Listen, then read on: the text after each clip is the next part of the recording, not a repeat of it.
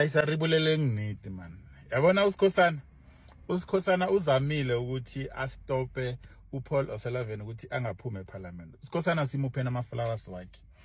uSikhosana simuphe namathuthumbo wakhe imbali zakhe. Uzamile ukuthi uPaul angaphumi eParliament. Yabona EFF seyibhodla ilele nje. Yabona inkomo wayihlaba and then ithi lele bese iyabhodla esifika ngathi namandla. That is EFF currently. EFF ikhambile yokuvula icase against uPaul O'Sullivan, but the case leyo is just a media spectrum nje, because siyazi ukuthi kuyokwenzakalani ngale case. Nothing is going to happen. It's just to show ukuthi ama followers wabo we-EFF babone ukuthi nathi we did something, we open a case, but the case leyo like ayiyo kuyandawo.